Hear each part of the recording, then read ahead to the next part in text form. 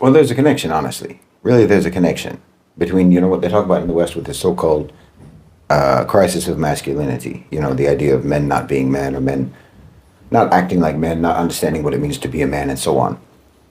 There's a connection between that and all of or anyway, a lot of the online political ranting that we see. Like even among Muslims in the diaspora in the West who've been Westernized. They have these very simplistic perspectives about geopolitics. And these very childishly judgmental ideas about the rulers. The rulers are supposed to do this, that, and the other. And if they don't do what I think that they should do, then they're sellouts, they're weak, they're traitors, and what have you. This is a very adolescent view. Because these are views of people who have no concept of responsible decision making. You understand? They have no concept of the duty that comes with authority. And that's essentially at the root, at the core of this whole so-called masculinity crisis. On a personal level, they don't understand responsibility on a personal level. And then they project that ignorance into their quasi-analysis of politics. See? You're talking about people who have never had to actually weigh the consequences of their actions. They've never had to weigh the consequences. Or anyway, they generally don't weigh the consequences. Whether they've had to or not, they don't do it. They just act on their urges and their impulses and their whims, and they think that that's manly because it's powerful to do what you want. And any individual man who doesn't act like that, they'll say he's not manly. And if any individual government on a state level, if a government doesn't act like that, then they think that that government is not taking a stand. They think that that government is weak, or it's traitorous, or sellouts, or what have you. This means you've never really had any experience in your life. I mean, honestly. It means that you've never learned that you need to make careful decisions in life. You need to anticipate outcomes in life. You have to choose your actions wisely. You've never learned that on a personal level. Because that's what you want a man to be like. A man is supposed to be like that. And that's actually the way a government is also supposed to be. But if you're not a man like that, then you're not going to appreciate the importance of a government being like that. You understand? And basically, you're never really going to understand what's going on in the world. Because you're just a slave to your feelings. You're a slave to your own temper. You're a slave to your desires. You're a slave to your emotions and so forth. I mean, you don't even need red pill podcast bros to exist. Or anti-so-called patriarchy feminist types to exist. You don't need any of that to exist in order for you to know that there's a lack of masculinity in the West. You can literally just look at the political commentary coming out of the West to understand, including from Muslims in the diaspora, including from Muslims. Because men don't talk like that. Men don't think like that.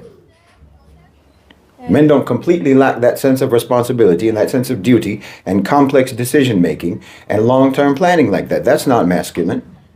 Not to mention the quality of just flapping your gums nonstop about anything, about things that you don't even actually know anything about, that you're not informed about or educated about. And it's always histrionic, it's always emotional, it's always raving, it's always loud, it's always performative, and so forth. Okay, these are not the qualities of men. These are not masculine qualities.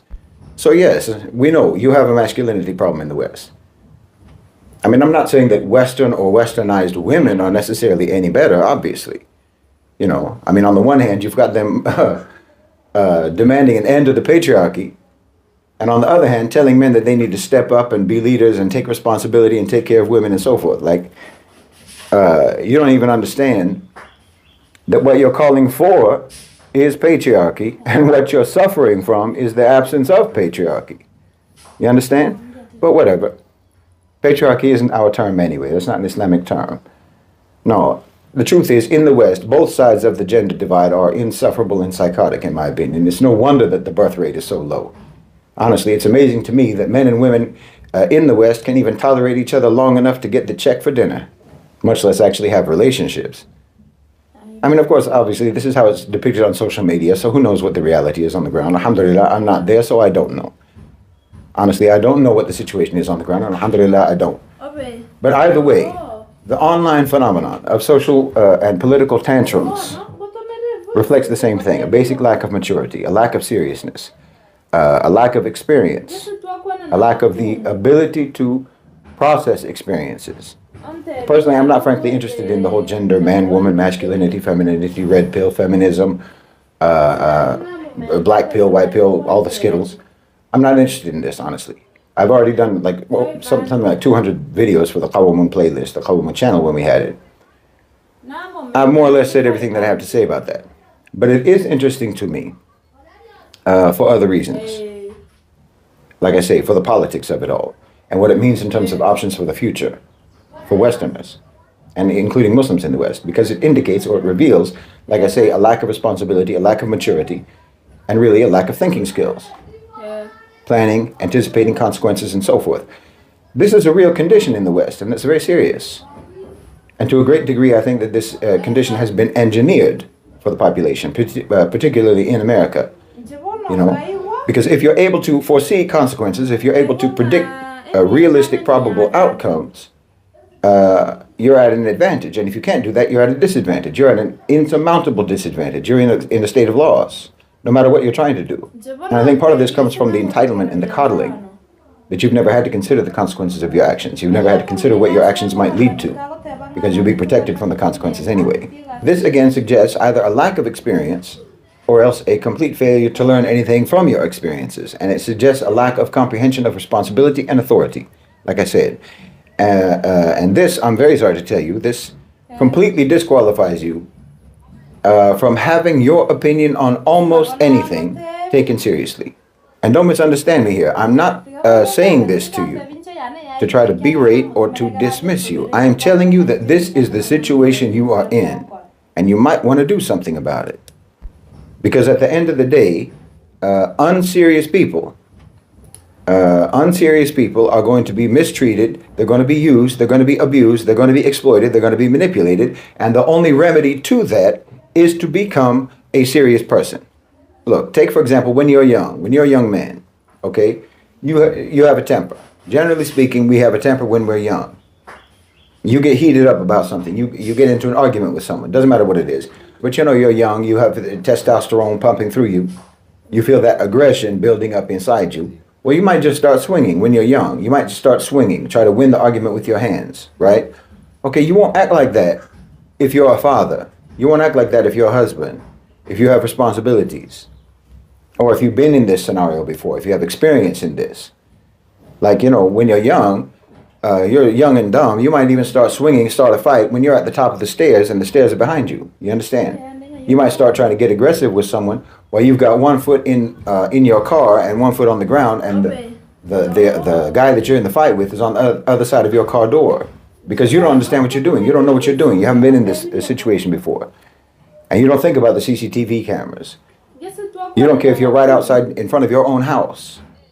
You don't calculate any of the factors that are likely going to lead to you either losing that fight or else will lead to you getting yourself arrested. But not if you're a father, not if you're a husband, not if you've got bills to pay, not if you've got duties, not if you've got responsibilities, and not if you've got people who are depending upon you. Okay? You might still get mad, or you'll still get mad when you're a husband and a father. You'll still get mad, but you won't lose your temper. Meaning your mind has learned to process the situation that you're in better. So you learn to control yourself, as hard as that may be. You realize that the layout of your circumstances, okay, does not allow you to just start swinging without considering serious repercussions.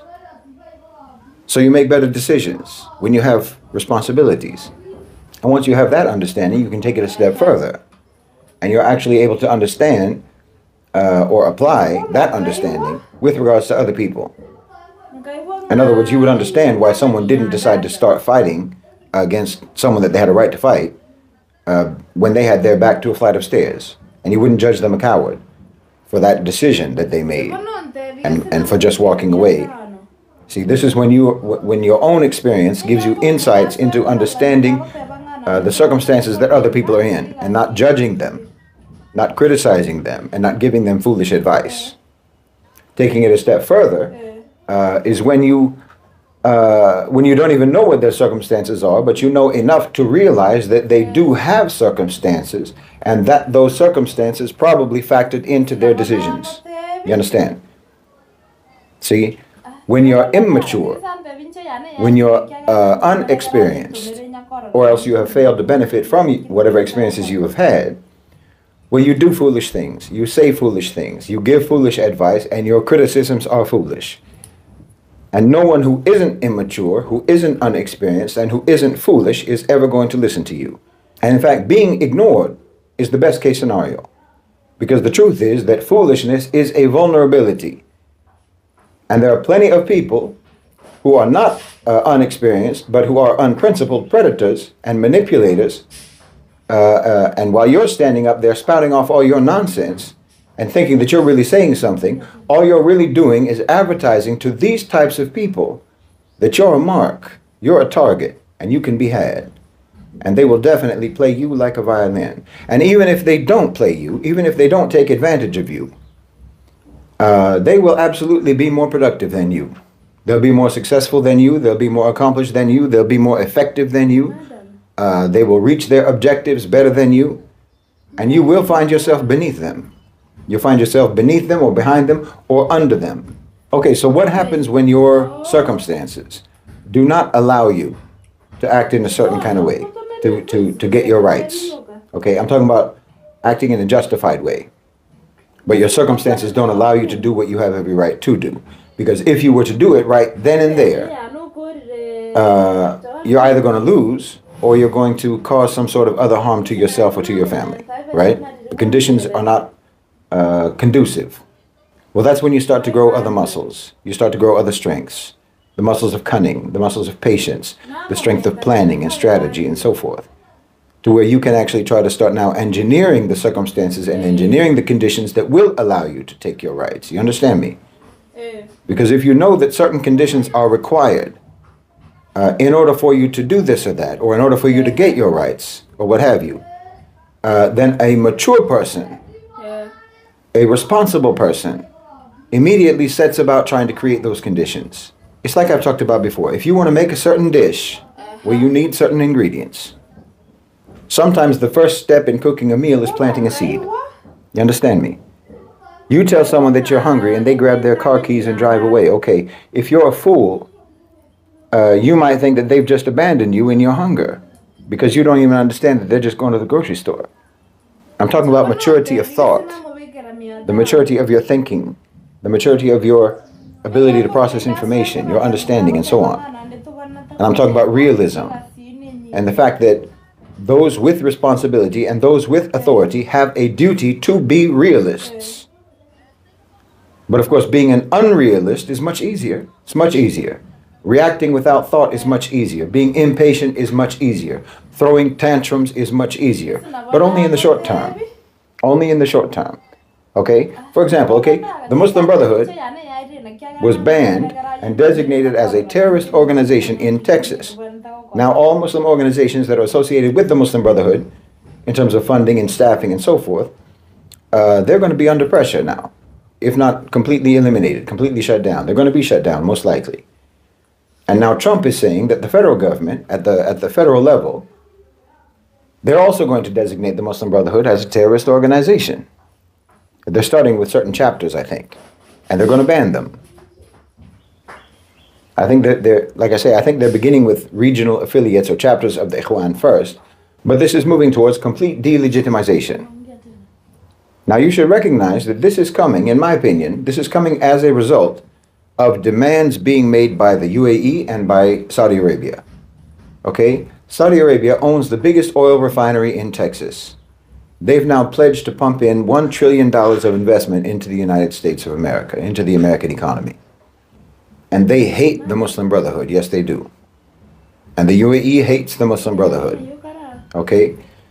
Now, the U.S. has talked many times before. They've talked about banning the Ikhwan. But you see, the Ikhwan have always been a useful tool for Qatar, for Iran, and for Turkey. They've been a useful tool for the neocons and for the camouflage neocons and for the colonizer activists and so forth. So it never materialized. It never happened. The banning of the Ikhwan never happened. But as I keep telling you, things have changed.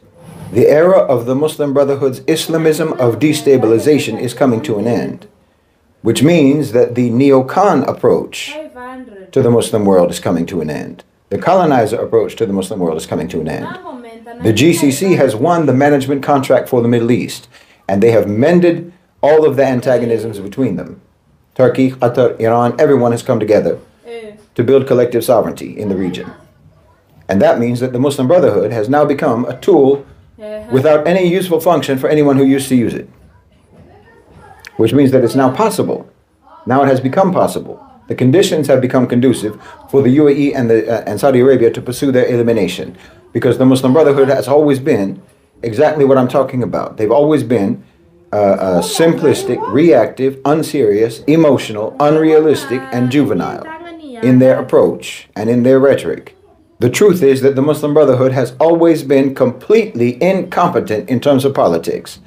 Politically, they are breathtakingly naive, I'm telling you. As an organization, they are already almost entirely irrelevant. Okay? They've historically been very good at creating foundations, creating institutes, creating organizations, and so forth. They've been very successful in that. And they've been successful in media and narrative engineering to one degree or another. And part of that has been because they have been useful to the neocons. And they've been good at hijacking popular opposition movements in the Arab world, as they did during the Arab Spring. And all of these skills, like I say, have historically been very useful to the neocons and to the colonizers. Because again, their approach, this reactive, this simplistic, emotional, irresponsible approach, has sort of lowest common denominator appeal. This is very good for narrative. This is very good for narrative spin in the Muslim world, and especially in the Muslim diaspora, because their target audience reflects these same qualities, these same simplistic, idealistic, utopian qualities. So at this point, the Muslim Brotherhood is actually more a mentality than it is an organization.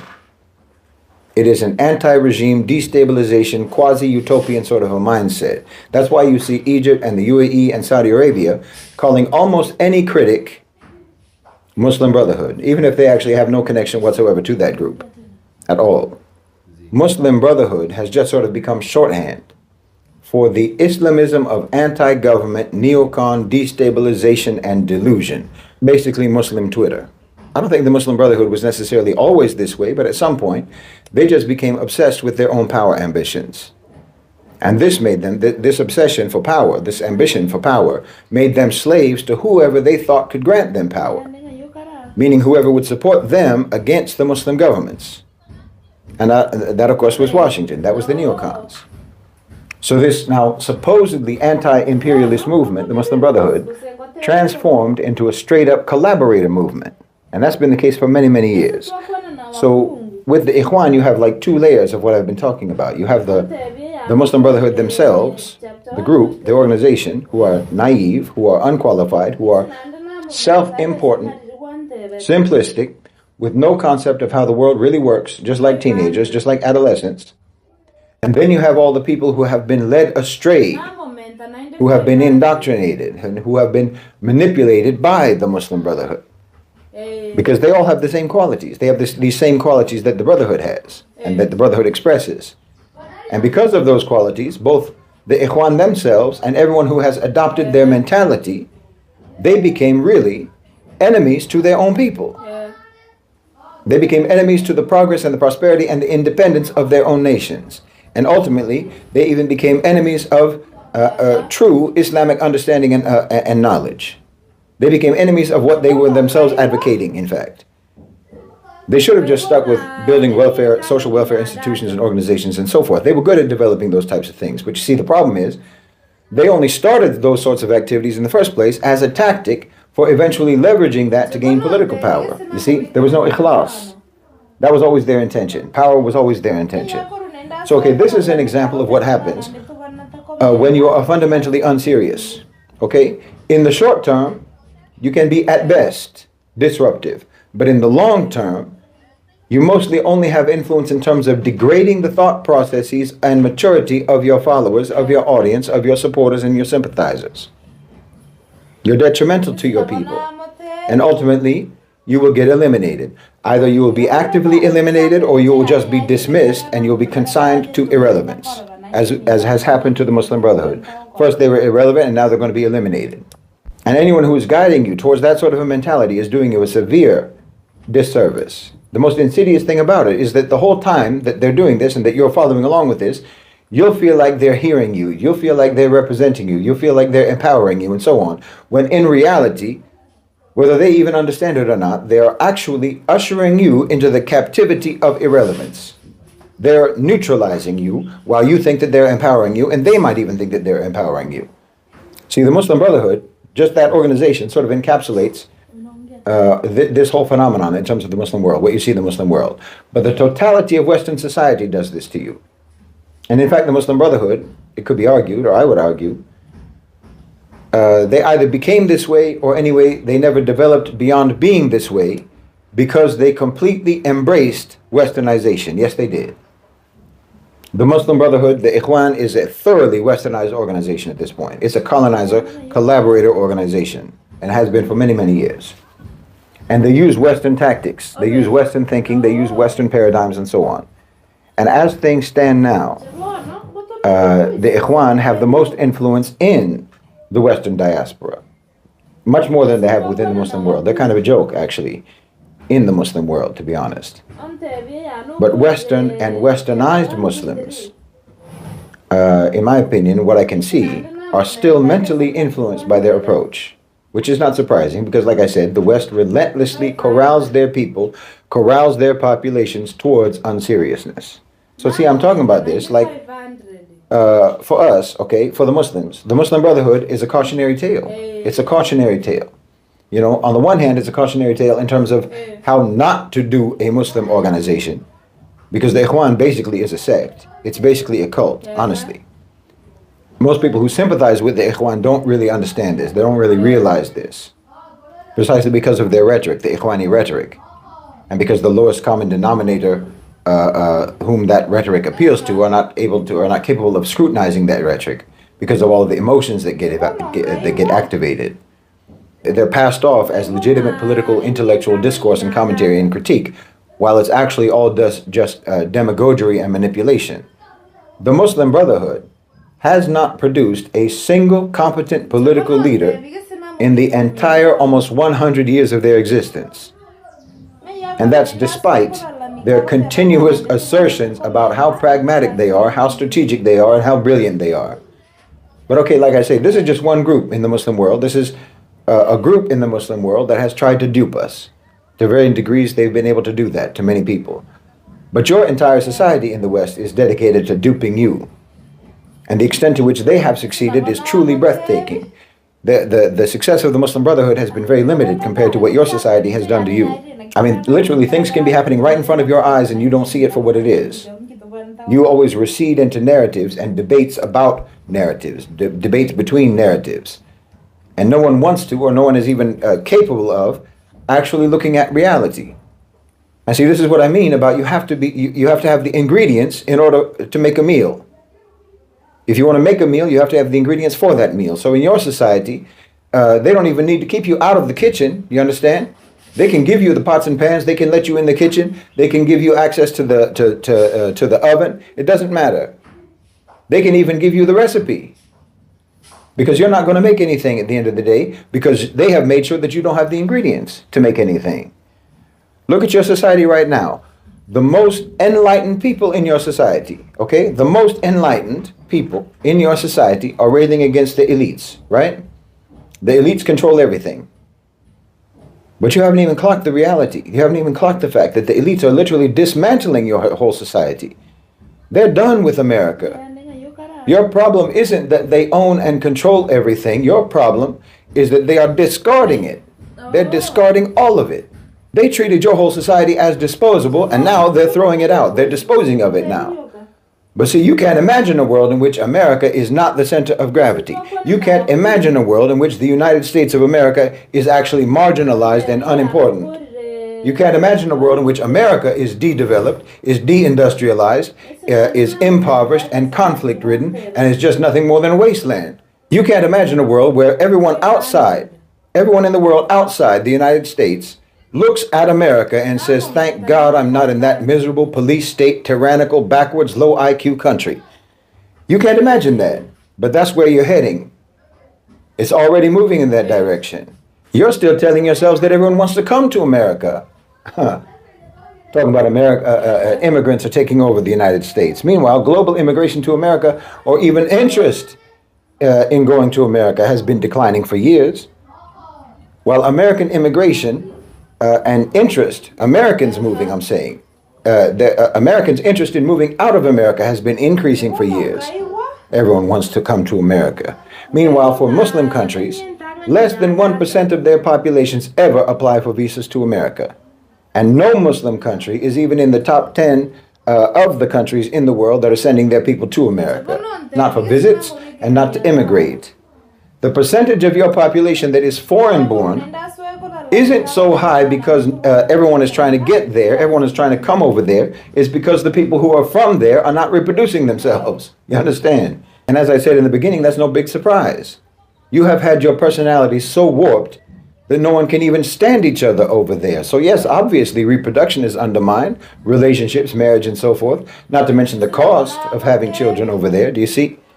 You are being engineered out of existence. You're being engineered out of existence. You're being ushered into the captivity of irrelevance. And you can't even understand what's happening. Did you see that story about the two white kids from Texas who were planning to take over a Haitian island? This psychotically racist, moronic fantasy that they were living out? No, look, there is no way in the world that that was not one of those FBI sting entrapment type operations. Just like they did against us for the last 20 years with the Patriot Act and Homeland Security and so forth. You know how they would do. They would take some dumb Muslim kid and they would guide him and steer him and enable him and urge him to follow some violent, crazy terrorist plan that they themselves cooked up. Just wait, I'm telling you.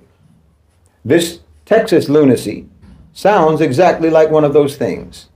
And that means that they are now manufacturing crazy, violent white people the same way that they used to manufacture crazy, violent Muslim people. And obviously, that's going to be a lot easier to do in America. That's going to be much easier to do in America because you've already got a surplus of crazy, violent white people over there. And you have a whole culture, a crazy, violent culture to egg them on. I'm telling you, the whole white nationalist movement is actually being pushed precisely because the national owners and controllers of global financialized capital, they recognize that the future of the global economy is black and brown. It's not white. That's a fact. So we need these white people to start acting a fool, to start becoming extremists, to start becoming instigators, to become tools for their own destruction. Because that's all white nationalism really is. That's all it is. If you think long term. Look, if they got what they say they want, it's nothing but global isolation and irrelevance for the West, for white people, for the West. Yes, even the dynamics of American racism are going to invert because of the transition, the global transition, because there is no economic future in white supremacy. Okay, this should be very clear. In terms of racial conflict, so-called white people are going to lose. And I'm saying that this is actually precisely why racial conflict is being stoked. Because everything that's going on points to the fact that the national OCGFC are in acceleration mode right now. You understand me? Accelerating the dismantling of American power, American centrality, American influence, and American importance. And the most privileged people in America are the so-called white people. Okay? So they need to be readjusted. They need to be re-educated to accept the new reality of no longer being a priority for the power structure anymore. The best way to take away someone's privileges is to make them act in a way that ruins it for themselves. Make them act in a way that appalls other members of that same group. You understand me? This is what they did to us. That's what they did to us for at least 2 decades. More than, but at least 2 decades. Always spotlighting Muslim violent, terrorist, hateful behavior that was more often than not actually engineered by U.S. intelligence in the first place. So then we would come out endlessly to condemn it. The rest of the Muslims would come out endlessly to condemn it. It would make us lower our heads in shame, make us apologize and bend over backwards to try to show everyone that we would be good, that we would be peaceful, that we would be servile, that you didn't have to be afraid of us. Now, in my opinion, this same approach is underway with the so-called white nationalists and so on. You know, people like Nick Fuentes and others. All of these people, just like the Muslim Brotherhood in a way, it's like the Muslim Brotherhood. They're the leaders. You know, on the one hand, they're trying to rile up white people, make them act stupid, make them say stupid, hateful things, make them act violently and so on. And on the other hand, they're getting other white people to distance themselves from them. Because everyone's privileges are being revoked in America. You understand me?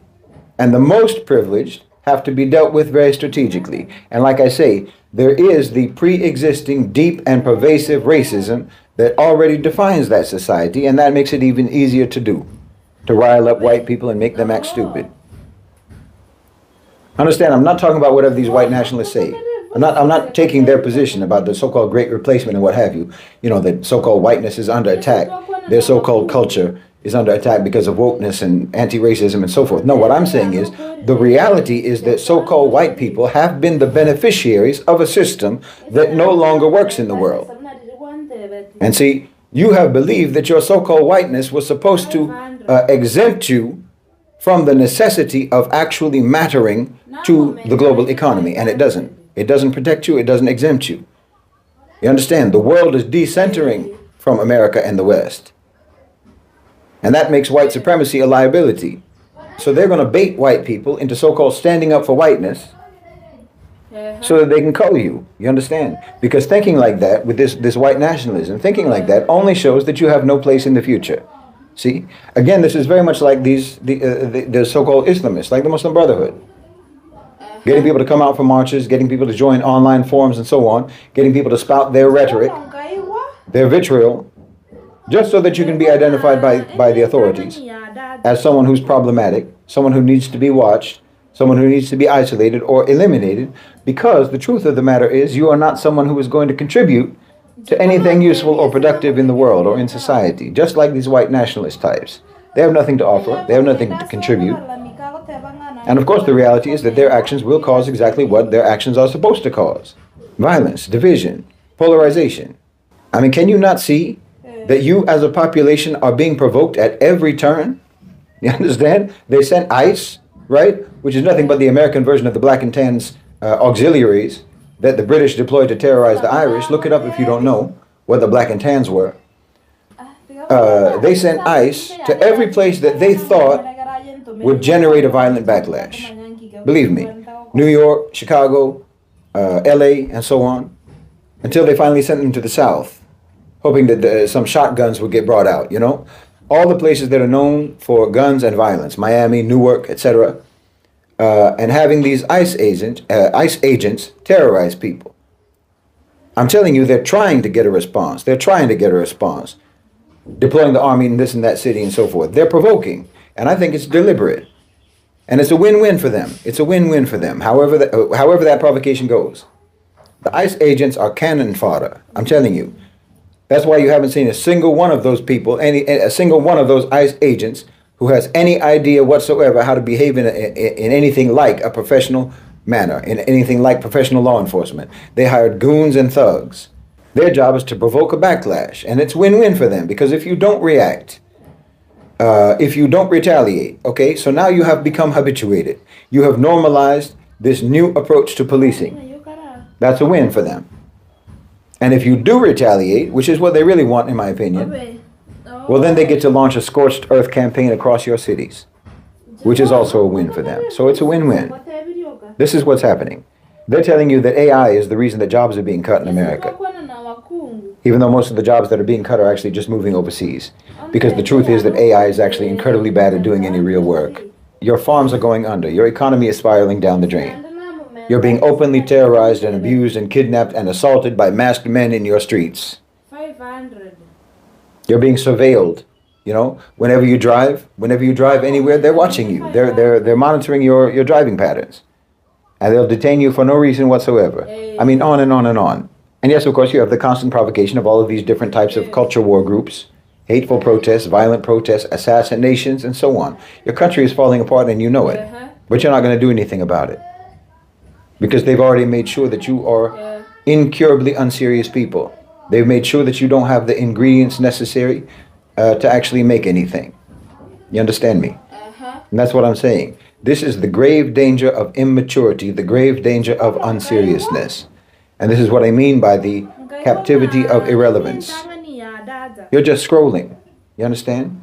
You're just scrolling. On average, the average American spends between 5 to 7 or even 8 hours a day either scrolling or browsing the internet or watching movies and TV, streaming services. I mean, the rest of the time I assume that you're at work or asleep.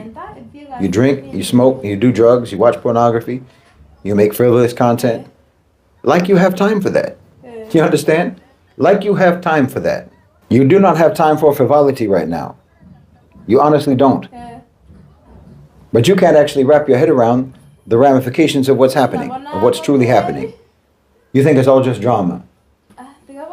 You think nothing's ever really going to change. You think that America is always going to be on top. You think that the West will always be on top.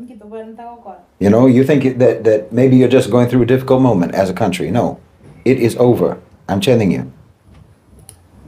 If you don't start getting serious now, then there's no future for you. Individually. You don't have time to be worried about celebrity, you know, I don't know, Blake Lively and Ryan Reynolds or Ariana Grande or what have you. You don't have time for this. You don't have time to be ranting about women or ranting about patriarchy, ranting about feminism. You know, these are my top 10 movies released in 2025. You don't have time for this nonsense. See, you're used to the privilege of being able to waste time. Like you think that you can just hide your head in the sand of some streaming service and wait for all this to blow over. But it's not going to blow over. You didn't hit a pothole, you drove off a cliff. And it's not just because of Trump. Don't tell yourself that. Don't think that all I have to do is try to hold on until this administration is over and everything will go back to normal. No, you're on a trajectory. You're not on a treadmill. You understand? You're going to a certain destination.